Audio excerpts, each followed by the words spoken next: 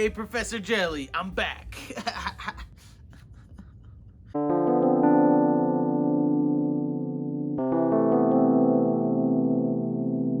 There's a lot of crazy things about the Abraham Lincoln assassination, but the craziest has got to be the guy who shot John Wilkes Booth, Boston Corbett. Boston began his life in, yeah, you guessed it, London, as Thomas Corbett. But when Tommy and his family moved to America, he began working as a hat maker, a job which famously involved inhaling a lot more mercury than is currently advised by the FDA, which is 0. This job explains a whole lot of his future behavior. Future behavior that starts when Thomas loses his wife in childbirth. A woman who in all of my research is never named. Not that she's that important, but you know.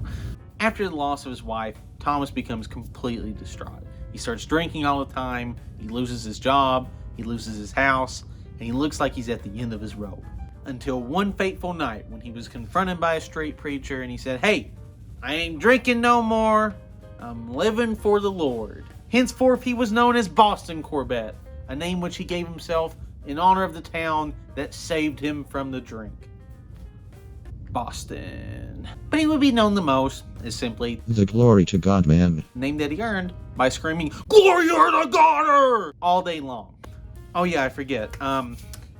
Boston added at the end of every word. That's just what makes Boston cool like that. And Boston wasn't just for show. He grew his hair long to imitate Jesus. If anyone was working around him and cursed, he would stop the line and pray at them. And he attended and ruined so many church services by screaming the whole time that the pastors recommended that he begin preaching far, far away from him. And it was on one of these nights preaching that Boston was propositioned by 2 ladies of the night. Really, I hope it was like 2 grandmas who were asking where the library was, but either way, this encounter electrified Boston enough that he began to question his faith. And it was in this trying moment that Boston studied the book of Matthew. And if thy right eye offend thee, pluck it out and cast it from thee, and there be eunuchs, which have made themselves eunuchs for the kingdom of heaven's sake. And so Boston, taking the advice literally, grabbed an old pair of scissors and castrated himself.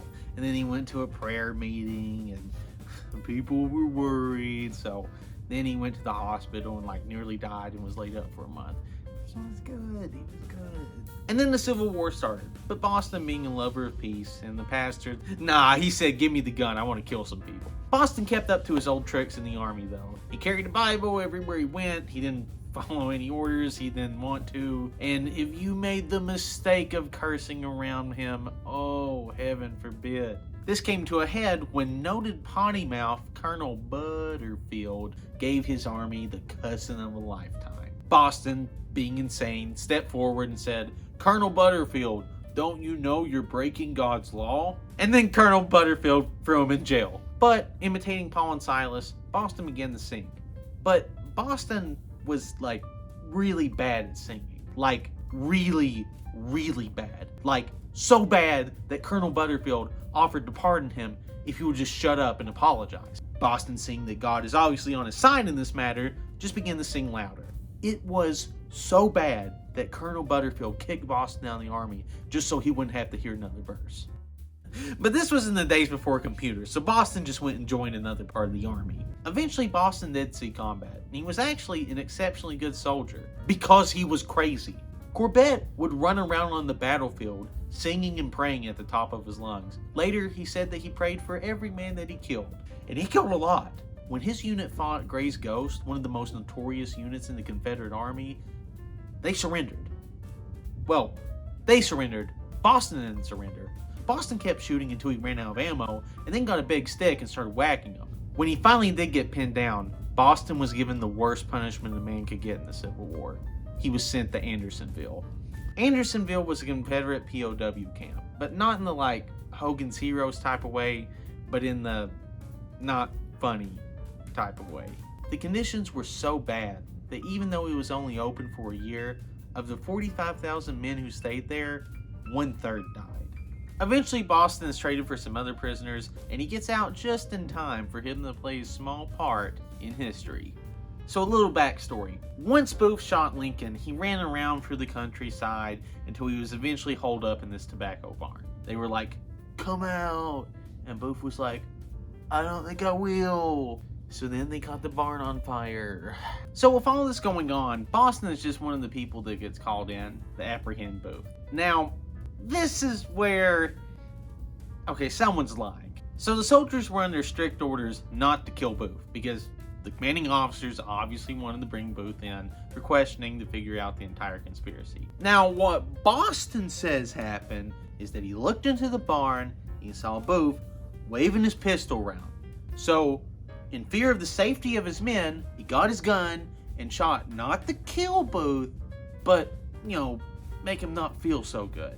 And Booth just, dodged into the bullet. He'll make the player hate the game. Now, like, everyone else there said that Boston never shot, or like it was a different type of bullet, or Han shot first.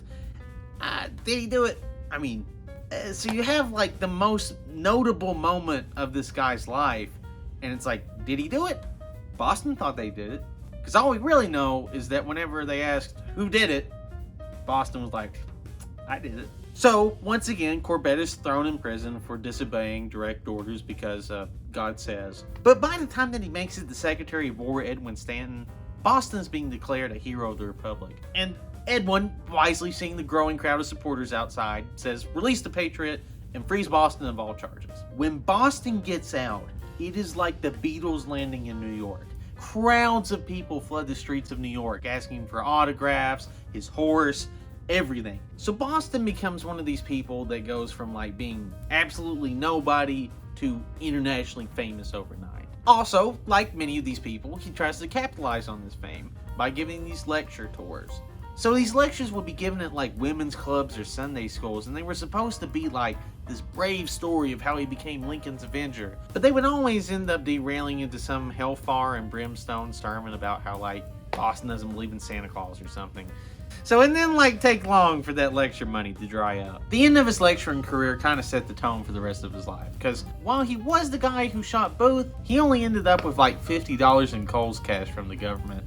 And because he couldn't stay at a job for 15 minutes without having an emergency prayer meeting, he got fired, like constantly. Adding on to his money problems, he began to see the turning tide of public opinion, with more and more people mad that he had robbed them of a public trial of Booth. And with no money and a constant stream of hate mail, Boston turned from harmless religious fanatic to menace to society. Boston just starts trying to shoot everybody. He thinks that people in Washington and the secret order are out to get him. At some point, someone makes the mistake of inviting Boston to the blue and gray celebrations, which is like a high school reunion for people who tried to kill each other. Surprise, surprise, at some point, Boston gets into an argument over who shot Booth. Boston then takes out his pistol to show you exactly how he did it. After being strongly disinvited to the party, Boston kind of meanders around for a couple years before landing at Concordia, Kansas. Manhattan of the Plains. The stories had apparently not made their way to Kansas, because when the people of Concordia heard that Lincoln's Avenger was coming to town, they were like, yeah, build a stage, make a party, oh yeah. What they said, and Boston gave them every cent worth. I can promise you there was not a dry eye in that crowd once he got done. You couldn't turn away, but you were a changed man afterwards. So that kind of ended any chance of a social life in Concordia, but at this point, Boston was okay with that. He worked on the outskirts of town on his farm and lived in, like that first night in Minecraft, like where you've just got the hole in the ground with dirt on top? Yeah, like that was Boston's house. Like seriously, like he just lived in the hole in the ground. There was only one time that Boston let anyone come over, and it was some poor lady on a social visit. Boston was like, "You see that hole? That's the hole I live in. Do you see that hole? That's the hole I want to die in. Will you bury me?" Really, the only socializing that Boston did during those years was on Sunday, when he'd ride into the town, and after the pastor was done with his sermon, Boston would just stroll up to the pulpit, take out 2 loaded revolvers, put them on the table, and say, "Lord wants me to say a few words," and then preach like 4 more hours. Yeah, it was all going good till Boston shot those children. It was one Sunday after what I have to imagine was a particularly fiery second sermon of double-barrel proportions that the pistol-packing preacher rode home to see some boys playing baseball in a nearby field. Boston, noted lover of goodwill and peace towards men, decided to share some of his Sunday cheer and got his revolver and started blasting away at the kids. Okay, so he didn't actually kill anybody, but he did go to jail. So, at the trial, like Boston Corbett versus kids who don't want to get shot, they're like, so, you tried to shoot some kids? Boston's like, I reckon I just like shooting kids. And then gets out his pistol and starts waving it around at the crowd again. Why did you let the guy who tried to shoot kids with a gun have the gun in the courthouse while they were having the trial for him trying to shoot kids with a gun? Somehow, Boston is able to milk his whole Lincoln's Avenger thing to get a get out of being executed free card, and is able to once again avoid any charges. But after the whole, child shooting entanglement, the elders in Concordia realize they're going to have to get rid of this nut. So they dig around until they find the perfect job to keep Boston out of their hair. The doorkeeper at the Kansas House of Representatives. Boston's there for 1 month and then he tries to kill everybody. This sometimes gets reported as like, there was an argument or a confusion or something. But what really happened was like Boston thought that someone had made a joke about the opening prayer or, really, did he need a reason at this point? So the house hears this slam and looks behind them to see Boston locking the doors, pulling out 2 guns and saying, God has come for your souls. Boston is thankfully pushed down to the ground before he's actually able to hurt anybody. And I imagine as he's going before the judge the next day, he's like, time to pull out old Trusty. You ever heard of that John Wilkes Booth guy? You know who shot him? But this time when the judge sees him, the novelty is worn out, and he sees what's in front of him, a madman. And he sentenced Boston to an insane asylum. But as always, Boston didn't stick around too long and checked out one day on a stolen horse. After this, everything becomes hearsay. He told some people he was going to Mexico, and some people think that he died in the fire in Minnesota, but really, no one knows. And every couple months, some new imitator would show up trying to sell snake oil or collect his pension, but really, he was never saw again. In reality, the only thing left of Boston Corbett is a memorial marker outside of Concordia, Kansas, showing the spot where the brave soldier who shot John Wilkes Booth lived in the hole. Boston Corbett, 7 out of 10. I conscientiously object to you being alive. Boom, boom, boom, boom, boom, boom, boom. That's my catchphrase. Boom, boom, boom. I'm killing everybody.